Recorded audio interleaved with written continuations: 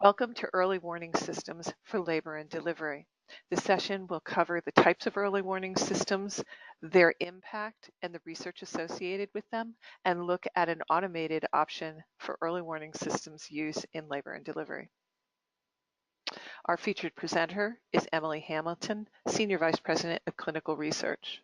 Emily is widely published, presents often at obstetric conferences, and is an adjunct professor of obstetrics at McGill University. Emily? Thank you, Lynn, and welcome everybody to this webinar where we're going to discuss these aspects of early warning systems. So let's begin with a definition. There are two fundamental components to early warning systems. There's a set of alert criteria, which are usually based on vital signs, plus or minus other features, and they are designed to prompt clinical action. The IHI calls them scorecards that save lives, and early warning systems are present in a variety of medical specialties. How do they work? Assessments are made routinely and repeated periodically, and when there is an abnormality, the results are tied to specific actions, which may be a physician assessment at the bedside, calling a rapid response team, or initiating a specific set of investigation, therapy, or actions. Let's go back to history. Early warning systems were initiated in the UK. In 2007, the report from the Confidential Inquiries on Maternal Deaths made a recommendation that all OB units adopt an early warning system for all obstetrical patients. And in the ensuing 5 years, you can see that there was a great increase in the use of obstetrical warning systems in the UK. Well, let's turn to some experience in the United States, and there are two statistics which are very striking. One relates to infant mortality. The US ranks number 5 from the top highest rates of infant mortality in the 35 countries of the OECD. Maternal mortality rates are also disturbing. Not only is the US rate higher than all of the high-income countries listed here, its rates are rising, whereas the others are falling. Now, there are regional exceptions, and as shown here, maternal mortality rates in California, in blue, have been falling steadily since 2008. And we have much to learn from California. This study is an examination of 207 maternal mortality cases from California. And you can see here the leading causes of cardiovascular disease, the most frequent. A detailed review regarding causes and opportunities for improvement concluded that 41% had a strong chance for prevention, and another 48% had some chance to alter outcome with different care. So even in California, with excellent maternal mortality rates and trends, a high percentage of those are preventable. Well, let's look at early warning systems in more detail. As mentioned before, they're designed to identify patients who are developing serious acute illness and to prompt timely response. There are many variations and many acronyms, as you can see here, and we will look at 3 in particular. The National Partnership for Maternal Safety includes representatives from 21 professional organizations in the United States. They met and defined a simple early warning system with the acronym MEWC, M-E-W-C. The criteria are 7, as listed here. And if any one of these thresholds is exceeded, it should initiate prompt bedside evaluation and activation of resources to initiate emergency interventions as necessary. MEOWS is the early warning system that was developed in the UK, and it includes 11 items, and each item is scored from 0 to 3 based on the degree of abnormality. Once the 11 factors have been scored, the total MEW score is the sum of all of the individual scores. Paper charts are color-coded to facilitate the scoring, and you can see on the right that this is quite an extensive procedure with frequent multiple facets being scored and the total score recorded in the bottom level with the purple banner. And depending upon the score, different clinical actions are activated. To say the least, this is a very labor-intensive process, but as you saw earlier, UK was one of the countries where rates of maternal mortality are consistently falling. The next one that we're going to look at is MUTE. The T stands for trigger, and this is the one I used in the Californian studies that I'm going to describe in a few minutes. And it has 7 features, and this time the blood pressure features require, in addition to being above or below a certain threshold, a degree of persistence. And this was introduced to reduce trivial alarms related to transient or non-persistent abnormalities in blood pressure. And this is the action items that are tied to the MUTE system. Now let's look at some clinical impact using this system. This is a large study. It involved close to 70,000 patients in 23 hospitals. It's a before and after study, and you can see that the rate of correct antihypertensive treatment went from 57 to 90%, and the rate of correct magnesium sulfate utilization went from 85 to 96%.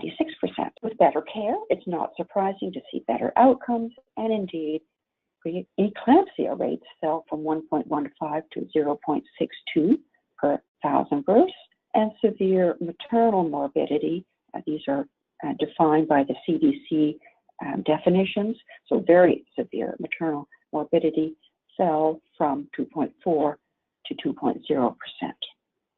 So I'd like to spend a couple of minutes talking about causes of medical error. We're very familiar with causes of medical conditions or medical illness. That's what directs our diagnosis and our treatment. And so too, understanding the causes of medical error is important because it helps to identify what are the mitigation strategies that are most likely to be successful.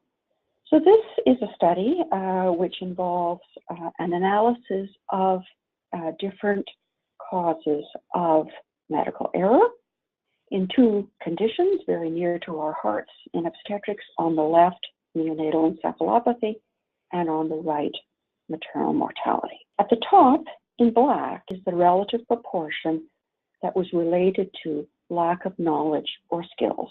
Deficiencies in knowledge or skills are important. They must be urgently addressed, and that's the role of traditional education, credentialing, simulations, certifications.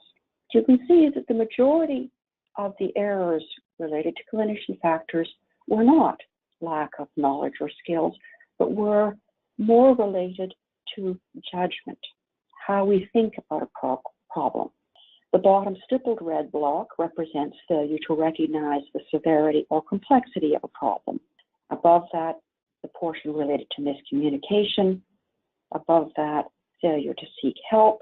And the last one, delayed response.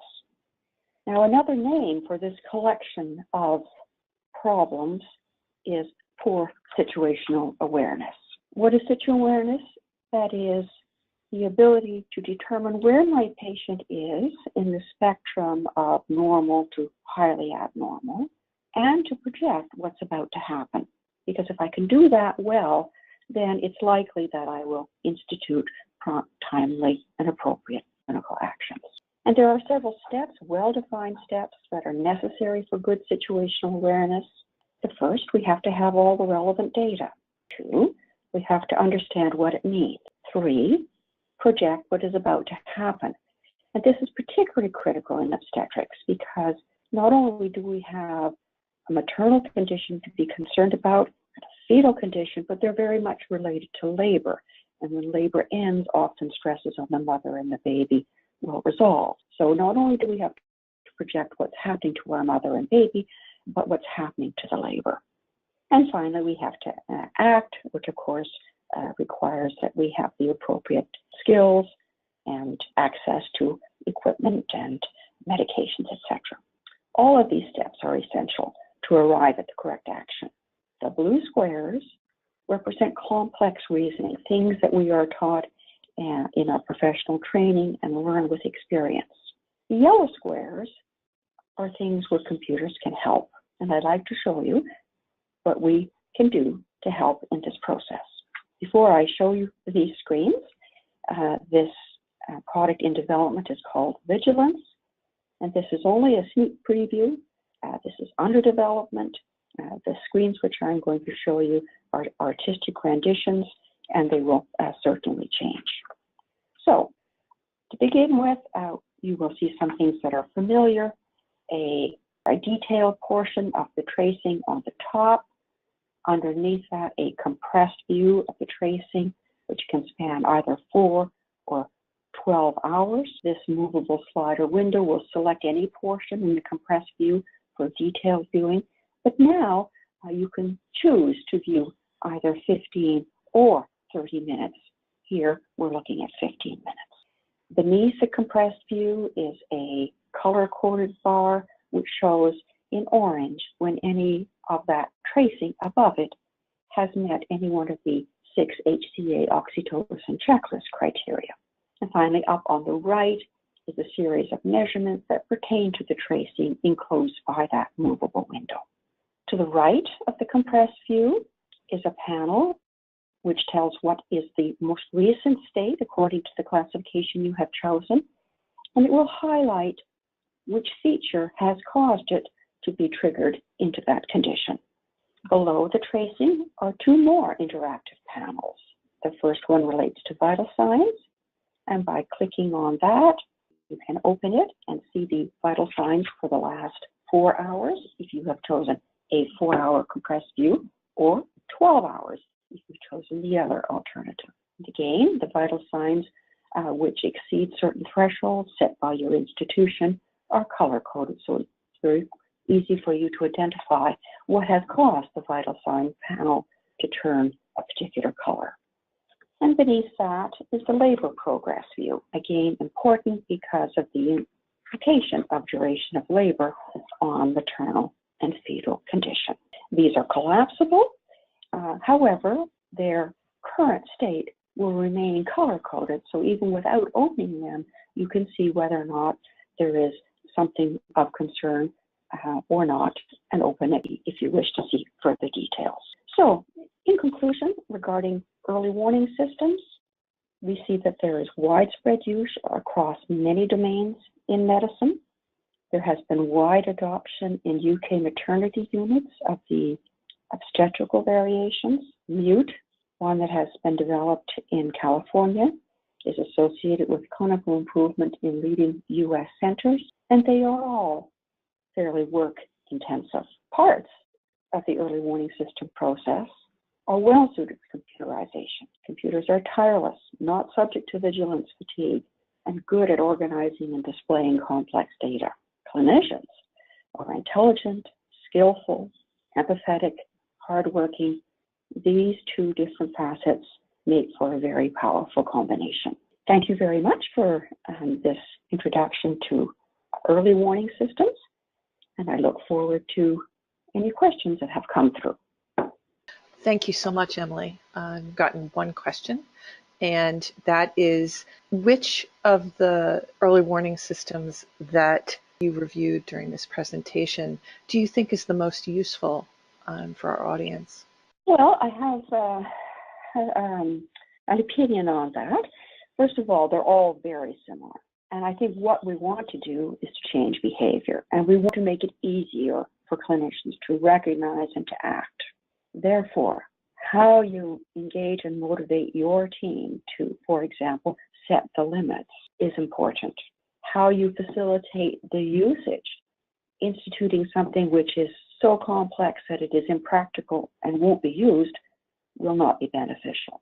So simplifying and facilitating the use of an early warning system that your team has agreed upon are 2 very important steps. The third step, which we know is very important, is that it has to be very clear. The policy has to be very clear what it is you do about aberrations detected by the early warning system. And likewise, it's important to provide feedback to clinicians. In other words, are you complying with the goals that we've all agreed upon and set in this early warning system. So I don't think it's so important which one you choose, but that you make it practical and feasible and obtain buy-in and enthusiasm from your team. Awesome, thank you. So we have several more questions. Is there a statistical difference in outcomes between MEWC, meows, and mute? Excellent question. First of all, there has not been a test to determine whether there is any difference. I would imagine that there isn't much, because so much of changing behavior isn't just, as I mentioned before, it isn't just the list of criteria, it's all of the system changes that you put in around it. So simple answer, there is no difference because it's never been measured. How do you balance the predictive value of the score in an overall low prevalence population with alarm fatigue? That's a very excellent question. I think we have to do everything to reduce alarm fatigue, because it itself is a cause of medical error. So I think these trend analysis, which allow a clinician to quickly and easily glance at an alert that has turned up, that's not the problem. It's when you have to take a lot of time and dig down and find data and compile it. If you can quickly look at it and see whether or not it's highly aberrant, whether it's persistent, whether it's deteriorating, then there's much less frustration with the system. That said, in addition to that, which I think is critical and fundamental, early warning systems are evolving, and what we learn today will make them better tomorrow. So just as you saw the mute introduced a persistence factor, I quite expect that we'll be looking at combinations of factors related to different combinations of vital signs and fetal signs and labor signs. So they will evolve and they will get better. There's a whole host of science which is very good at looking at massive amounts of data like this and finding clusters and trends which are truly significant. So we're very early in the evolution of early warning systems. That said, we've seen very, very positive results. So despite the effort, despite the false positives, it's made a huge difference in terms of severe morbidity and complications for the mother. Thank you so much for your questions, for your involvement, and most of all, for your interest.